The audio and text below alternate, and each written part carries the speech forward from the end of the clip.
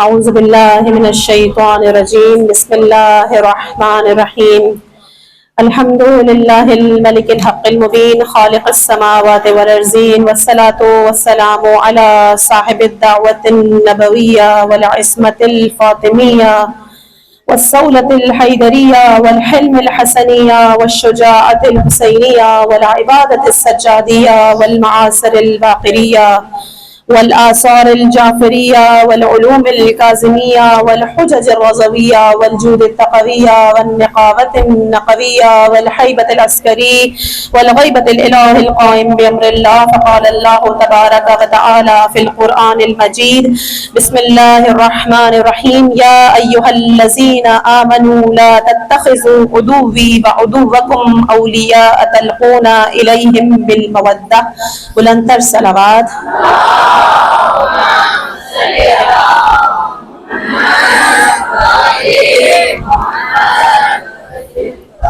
حضران محترم، جیسے کہ کل کی مجلس میں آپ سے بیان کیا تھا کہ ایک کتاب ہے ولایت کے نام پر، شہید رہبر معظم سید علی خامنائی کی 6 تقاریر ہیں ولایت کے حوالے سے. انشاءاللہ کہ ہماری گفتگو اسی ولایت کے موضوع پر رہے گی. اس ولایت کے لفظ سے ہم سب مانوس ہیں اور ہم ہمیشہ اپنے آپ کو یہی کہتے ہیں کہ ہم ولایت کے حامل ہیں، ہم ولایت کو ماننے والوں میں سے ہیں اور خدا سے یہی دعا کرتے ہیں کہ خدایا ہمیں ولایت پر قائم رکھے، خدایا ہماری موت ولایت پر دے، ہم واقعاً اپنے ولی کی سیرت پر عمل کر سکیں. لیکن یہ لفظ ولایت کا مفہوم کیا ہے؟ کیونکہ اگر ایک قوم، جیسے کہ کل کی مجلس میں بیان کیا تھا کہ اگر کوئی نمازیں پڑھ رہا ہے، زکوٰۃ دے رہا ہے، حج کر رہا ہے، لیکن اگر وہ ولایت کو نہیں مان رہا تو اس کے یہ تمام اعمال قبول نہیں کیے جائیں گے. یعنی ولایت کے بغیر انسان کی زندگی میں افراتفری ہی رہے گی، چاہے وہ کتنا ہی متقی پرہیزگار ہو، اس کی عبادتیں دھری کی دھری رہیں گی. حتیٰ اگر ولایت نہیں ہو تو نبوت بھی ناقص رہ جاتی ہے. اب کیونکہ نبوت کا ذکر ہوا تو یہ چیز ضروری ہے کہ ہمیں پتہ ہو کہ نبوت کیا ہے. رسول صلی اللہ علیہ وآلہ وسلم صلی علی محمد وآل محمد وعجل فرجہم. رسول کی آمد کا مقصد کیا تھا؟ نبوت کی آمد کا مقصد کیا تھا؟ کیونکہ ہمارے آخری نبی رسول ہیں، ان کی مقصد کا آمد یہ تھا کہ لوگوں کو اخلاق الہی سے مزین کرنا، انسان کو حقیقتاً انسان بنانا. کیونکہ جو جسم ہم رکھتے ہیں یہ صرف ایک جسم ہے، اصل چیز انسان کی اقدار ہے. اگر وہ انسان اپنے اندر حیوانیت لے آتا ہے، جیسے کہ آج کے زمانے میں ہم مثل یزید شخصیت دیکھ رہے ہیں، وہ انسان نہیں کہلائیں گے.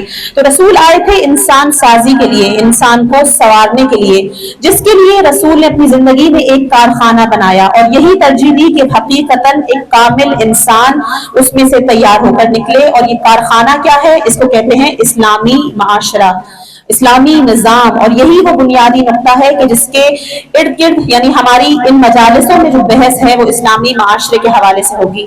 اسلامی معاشرہ کیا ہے؟ کہ جس میں انسان بنتا ہے. یہ جو وجود خدا نے پیدا کیا ہے اس دنیا میں، یہ حقیقتاً جب انسان بنتا ہے تو فرشتوں سے بھی افضل ہو جاتا ہے. یہ وہ معاشرہ ہوتا ہے، یہ وہ سماج ہوتا ہے کہ جہاں پر حکمرانی کا سب سے زیادہ حق خدا بند متعال کے اوپر ہے. یعنی ہمارے اوپر جو حکمرانی کا حق ہے وہ خدا کو ہے. اور اس معاشرے میں جو قوانین نافذ کیے جاتے ہیں، جو لاز بنائے جاتے ہیں، وہ بھی الہی ہو. جو حدود کا اجرا کیا جاتا ہے وہ بھی الہی ہو. جو عہدہ اور منصب دیا جاتا ہے، چاہے وہ کوئی بھی سیٹ ہو، میئر کی سیٹ ہو، پریزیڈنٹ کی سیٹ ہو، ان سب کو تعلیمات الہی کی روشنی میں رکھا جاتا ہے. اور اگر کسی کو معزول کیا جاتا ہے تو وہ بھی تعلیمات الہی کی روشنی میں. یعنی خدا سب سے اوپر اور اس کے بعد آتے ہیں انسان. تو اس معاشرے کا ادارہ دینی بنیاد پر قائم ہوتا ہے. صلح ہو، جنگ ہو، تمام احکامات الہی کے تحت اجتماعی قوانین ہوں، لاز ہوں، وہ تمام خدا کے دین کے حساب سے. یہی رسول نے مدینے میں جب تشریف لے کر آئے تو وہاں پر جو رسول نے ایک معاشرہ تشکیل دیا تھا. ہم سب جانتے ہیں کہ کچھ عرصہ مکے میں رہے اور پھر جب مدینے تشریف لائے ہیں تو کس طرح سے رسول اللہ نے ایک پورا معاشرہ تشکیل دیا تھا، بھائی چارہ قائم کیا تھا. تو रसूल अल्लाह ने हुकूमत का कंट्रोल खुदा की तरफ से रसूल अल्लाह के हाथ में उस वक्त आ गया था। तो इस्लामी माशरा अंबियाओं ने भी बनाने की कोशिश की, कुछ अंबियाओं ने वो माशरा पेश भी किया, हर फर्द को इंसान बनाया। इस्लामी माशरे में इंसान बनना, खुदा से नजदीक होना आसान तरीन हो जाता है, लेकिन अगर इलाही माशरा ना हो तो इंसान बनना, खुदा से नजदीक होना मुश्किल हो जाता है, बल्कि कुछ उलमा तो नामुमकिनात में से भी बयान करते हैं। तो अब इब्तिदा में जब पैगंबर इस्लाम इस जमाने को, मदीने को इस्लामी माशरा बना रहे थे, तो क्या उन्होंने तने तन्हा ये काम किया? क्या बगैर इदारे के, बगैर लोगों के काम किया? नहीं, रसूल अल्लाह ने लोगों के होते हुए ये काम किया और लोगों को भी उसमें मुंसलिक किया, क्योंकि इस माशरे को फैलाने के लिए मुत्तहिद लोग चाहिए, एक ऐसा ग्रोह चाहिए कि जो जिन सब की फिक्र एक हो, कि जो सब अल्लाह पर वाक़अन ईमान रखते हैं, जो मुत्तहिद हो, जो मुत्तफिक हो, और इनके बरक्स उन लोगों से भी कटना जरूरी है कि जो इनके खिलाफ हैं, कि जो अल्लाह को नहीं मानते, जो इन इलाही इक़्तिदार को नहीं मानते। और रसूल अल्लाह ने कुरान की आयत से और अपने कलाम की तासीर से लोगों को जज्ब किया और एक ग्रोह बनाया, चाहे वो ग्रोह बहुत कलील था, लेकिन वो ईमानी लिहाज से बहुत कवी था। और इस वक्त भी हम देख सकते हैं कि जहां पर विलायत की हुकूमत है, वो दिखने में कलील हैं, लेकिन वो इतने कवी हैं कि दो सुपर पावर्स को उन्होंने नाको चबे चबाए हैं, यानी वो अपनी नाक रगड़ के बैठे हुए हैं कि किस तरह से इनको फतह पे फतह नसीब होती जा रही है। और जब रसूल अल्लाह ने उन लोगों को बनाया था, तो वो जब वजूद में आया, वो कौन थे? वो साहिबान ईमान, वो साहिब अकीदा, वो मजबूत अकीदा, वो वाक़अन मुसलमान कहने के लायक लोग थे। ये वो लोग थे जो मक्के से, जाहिली निजाम से मदीने में आए थे, लेकिन उनके अंदर सिर्फ एक चीज कॉमन थी कि वो अल्लाह को मानते थे और हर हुक्म को बगैर चूचरा के मानना। रसूल अल्लाह ने जो कह दिया उनके लिए वो लकीर थी कि बस अब इसको हमने करना ही करना है। तो इस्लामी माशरे में ये लोग सख्ती के साथ एक दूसरे से बंधे हुए थे। जिस विलायत के मौजू को मैं आप तक पहुंचाना चाह रही हूँ, उसमें ये बाहम पैवस्तगी, एक दूसरे से जुड़े होना, इत्तसाल होना, इस जुड़ने के नाम को विलायत कहा जाता है। यानी विलायत एक गहरा राब्ता, एक गहरी वाबस्तगी, एक फिक्र का होना, एक मकसद का होना, एक ही राह पर जब तमाम लोग गामजन होते हैं तो वो एक इलाही माशरा बन जाता है। तो इस जुल्मत भरी दुनिया में एक ग्रोह को मुत्तसिल रहने के लिए जरूरत है। आपके सामने है तशय्यो। तशय्यो वो मजहब है कि अगर आप हिस्ट्री से देखें और अब तक अगर आप देखें तो जो तशय्यो के खिलाफ प्रोपेगेंडे हो रहे हैं, जो तशय्यो के खिलाफ पाबंदियां लगाई जा रही हैं, यानी अगर कोई इस वक्त कोई मुल्क वाक़अन विलायत का हामी है तो उस पर कितनी दफा सैंक्शंस लगाए गए कि ये नहीं बनाना, तुमने ये नहीं करना, लोगों को कह दिया कि इनसे तिजारत नहीं करनी, और उसके अलावा कितनी कैदों में हमारे तशय्यो के हमारे उलमा रहे हैं। इसके अलावा जुल्म, अजियतें, इन सब के बावजूद तशय्यो अब तक बाकी है। क्यों? इसका सबब क्या है? इसका सबब वही वली खुदा है। वो जो वली, जो विलायत हमारे निजाम में रखी गई है, उसी की वजह से हम सब जुड़े हुए हैं और ये निजाम अब तक चल रहा है। कुरान में भी खुदा ने मोमिनों को एक दूसरा का वली बनाया है। कहा है कि मोमिनीन आपस में वली हैं, साहिबाने ईमान ताकि जुड़े रहे। अगर हम आइम्मा के जमाने में भी देखें तो तशय्यो में कुछ अफराद ऐसे होते थे कि जो एक दूसरे से जुड़े होते थे। यानी विलायत का क्या मकसद हुआ? विलायत यानी एक दूसरे से जुड़ना। अब यहाँ पर शिया अफराद की बाहमी विलायत को तो हम जान गए, लेकिन विलायत अली इब्ने अबी तालिब, विलायत आइम्मा ताहिरीन, अल्लाहुम्मा सल्ली अला मुहम्मद, इस विलायत से क्या मुराद है? क्या इस विलायत से मुराद ये है कि बस हम सिर्फ मोहब्बत अली रखें, मोहब्बत हुसैन रखें और बस उस पे ही विलायत तमाम हो जाएगी? नहीं जाने मोहतरम, विलायत की मोहब्बत, इमाम की मोहब्बत विलायत का शुरू यानी स्टार्टिंग पॉइंट है। अगर आप कहें कि मैं बस क्लास 1 में बैठी रहूं और मैं मैट्रिक तक नहीं जाऊंगी, बस यही मेरी सारी तालीम है, तो कोई इंसान आपको पढ़ा लिखा नहीं कहेगा। इसी तरह विलायत मोहब्बत अहले बैत अलैहिमुस्सलाम है, वो उसकी इब्तिदा है, اور اس کی انتہا کیا ہے کہ منو ان ان کی تمام باتوں پر عمل کرنا، کہ جو کہ انشاءاللہ اس کی وضاحت آگے ہوگی. لیکن جس آیت کا میں نے سرنامہ کلام بنایا تھا، جو سورہ ممتحنہ کی پہلی آیت کہ جس کی عربی میں نے بیان کی تھی، بسم اللہ الرحمن الرحیم، یا ایھا الذین آمنوا لا تتخذوا عدوی وعدوکم اولیاء تلقون الیہم بالمودہ. ایمان والوں، اسٹارٹنگ ہی سورہ ممتحنہ کی اس سے ہو رہی ہے، ایمان والوں خبردار میرے اور اپنے دشمنوں کو دوست مت بنانا. یعنی کہ کیا؟ ولی مت بنانا، خود کو ان کی صف میں تصور مت کرنا کہ جو میرے دشمن ہیں ان کے ساتھ دوستی قائم نہیں رکھنا، ان کو پیغام دوستی کا مت دینا. صاف الفاظ میں قرآن میں ہے. اور آگے کیا فرما رہا ہے خدا کہ جب کہ انہوں نے اس حق کا انکار کیا کہ جو پروردگار نے نازل کیا تھا. یعنی یہ وہ لوگ ہیں کہ جنہوں نے خدا سے نفی کی، ان کو ہم نے دوست نہیں بنانا ہے. یعنی پہلا ٹکڑا کیا تھا کہ جو لوگ اسلامی معاشرہ بنا رہے ہیں، جو چاہتے ہیں کہ تشیع امامت قائم ہو، اس چیز کے لیے پہلے باہمی رابطہ. اور دوسری چیز کیا ہے کہ ہم لوگوں کو ان لوگوں سے قطع تعلقی کرنی ہے، ان سے اس حد تک دور رہنا ہے کہ وہ جو دشمن ہیں، کہ جو اللہ کے دشمن ہیں، ان کو دوستی کا ہاتھ ہم نے نہیں بڑھانا. اب آپ خود اندازہ کر لیں کہ کون کون دشمنی کے ہاتھ، کون اپنے دوستیوں کے ہاتھ دشمنوں کی طرف بڑھاتا ہے اور کون ان کے ہاتھوں کو کاٹتا ہے. حضرت ابراہیم علیہ السلام کا ذکر قرآن میں ہے، اور انہوں نے بھی اپنے زمانے میں جو ان کے گمراہ قوم ہوتی تھی، جو طاغوت ہوتے تھے، ان سے حضرت ابراہیم کہتے تھے کہ تم سے اور تمہارے خداؤں سے میری بیزاری ہے.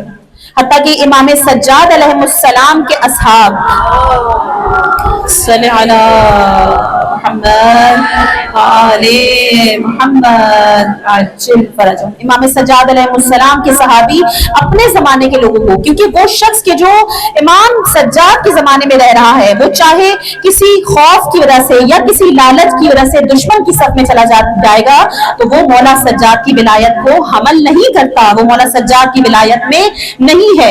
اس وقت وہ صحابی ان کے پاس جا کے کہتے تھے، جن میں ایک نام ہے امام سجاد کے صحابی کا یحییٰ، جناب یحییٰ ابن ام طویل.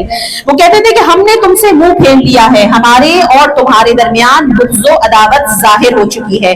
یہ کون سے صحابی تھے؟ یہ امام سجاد کے بہترین صحابی ہیں. اور عزیزان، ان کا انجام کیا ہوا؟ ان کا انجام یہ ہوا کیونکہ یہ ہمیشہ حق کی تبلیغ کرتے تھے، یہ ہمیشہ اسی رستے پہ چلتے تھے کہ جو رستہ ائمہ طاہرین نے بتایا. حجاج ابن یوسف، انہوں نے ان کو گرفتار کیا، ان کا دایاں بازو کاٹا، ان کا بایاں بازو کاٹا، لیکن اس وقت بھی ان کی زبان حق بولتی رہی.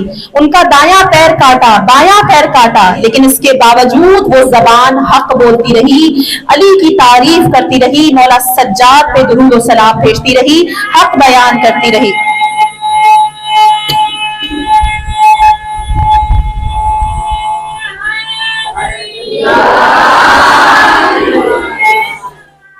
اللہم صلی علی محمد. اور بالآخر اس حجاج نے ان کی زبان بھی کٹوا دی. اس حال میں ہمارے شیعوں کی تنظیم امام سجاد کے بعد مضبوط ہوئی ہے. اور ایسے ہی تمام صحابی، کربلا کے صحابیوں کو دیکھ لیں. اور آج کہ جس صحابی کے میں مصائب بیان کروں گی، وہ صحابی ہے عبداللہ ابن عفیف یزدی.